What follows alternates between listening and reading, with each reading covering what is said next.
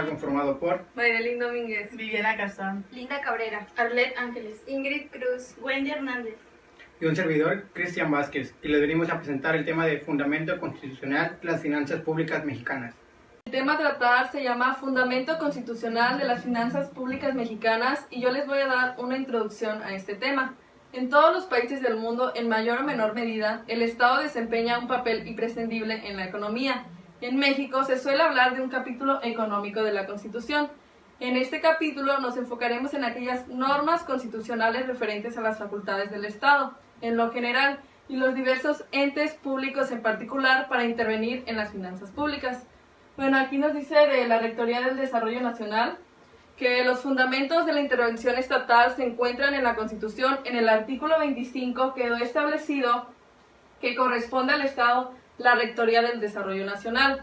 El 26 de mayo de 2015 se agregó un nuevo párrafo segundo al artículo 25 constitucional, el cual establece que el Estado velará por la estabilidad de las finanzas públicas y del sistema financiero para coadyuvar a generar condiciones favorables para el crecimiento económico y el empleo.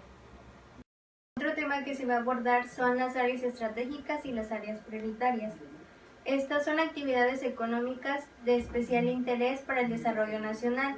Las áreas estratégicas se encuentran reservadas de manera exclusiva para el Estado y las prioritarias son actividades que el Estado puede realizar por sí mismo o con la participación de los sectores social y privado.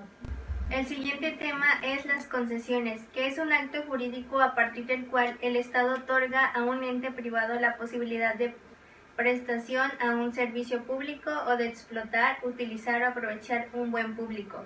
El siguiente son los subsidios, que son recursos que el Estado destina al fomento de determinadas actividades económicas. Estos subsidios se otorgan de manera directa mediante la entrega de recursos o bien de manera indirecta, disminuyendo o exentando el monto que el Estado cobra por la prestación de determinados servicios. El tema que sigue es el fundamento de la obligación de los mexicanos para pagar contribuciones. En las últimas líneas del artículo 31, fracción 4 de la Constitución Política Mexicana, nos hace referencia a las contribuciones que deben pagar los mexicanos, en la cual nos menciona contribuir para los gastos públicos, así de la Federación como de los estados de la Ciudad de México y de los municipios que residan, de manera proporcional y equitativa que dispongan las leyes. Esta última hace mención a tres principios fundamentales que debemos de saber. Como podemos observar, el primero es el de proporcionalidad, el segundo el de equidad y el tercero el de la legalidad. Aquí también nos hace mención sobre las facultades del Poder Legislativo en materia de finanzas públicas. Las facultades que la Constitución otorga al Congreso en materia de finanzas públicas constituyen los cimientos que todo edificio normativo a nivel federal, pues a partir de ahí el Poder Legislativo ha emitido múltiples ordenamientos que rigen desde la forma en que se recaudan los recursos públicos hasta la manera en que deben distribuirse, cómo vigilar su correcta aplicación y cómo sancionar a quienes violan las normas de la materia. Algunas facultades, como ejemplo, tengo la participación en la elaboración del Plan Nacional del Desarrollo, establecer contribuciones, legislar sobre la deuda pública, expedir leyes sobre la contabilidad gubernamental y establecer contribuciones especiales. Las facultades exclusivas de la Cámara de Diputados en materia de finanzas públicas son las siguientes. Como número 1 tenemos revisar la cuenta pública. 2. Aprobar el presupuesto de egresos de la Federación.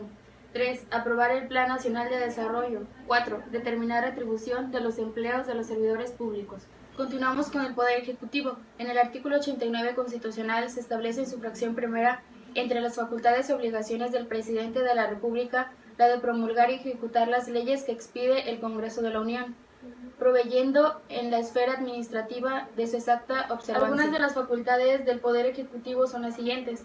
La primera es aplicar los bienes de una persona por el pago de multas o impuestos, lo cual se considera como confiscación. Número 2. Encabezar y conducir el proceso de planeación democrática.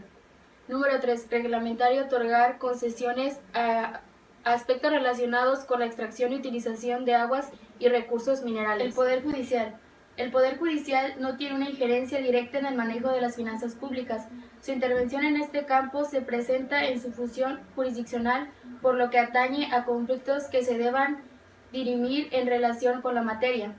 No obstante, cabe mencionar que la Constitución establece que el Poder Judicial puede ordenar a favor del Estado el decomiso de bienes en caso de enriquecimiento ilícito de los servidores públicos, así también como la aplicación de bienes asegurados que causen abandono en los términos de las disposiciones aplicables o aquello cuyo dominio se declara extinto en sentencia.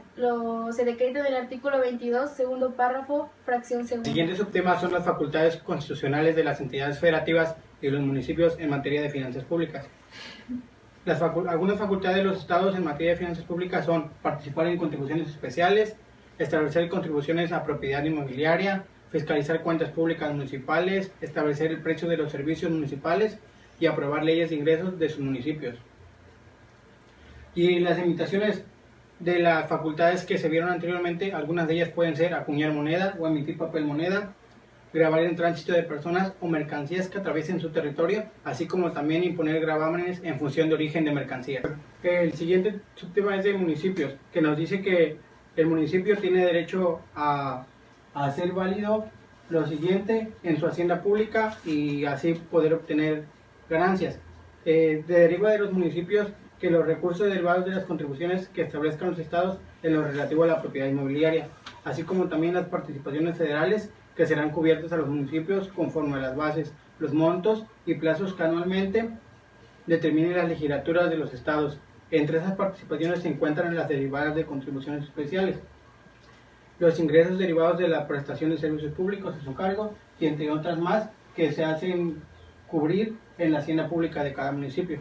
Otro tema es la Ciudad de México. A partir de la reforma del 29 de enero del 2006, el Distrito Federal se convirtió en la Ciudad de México.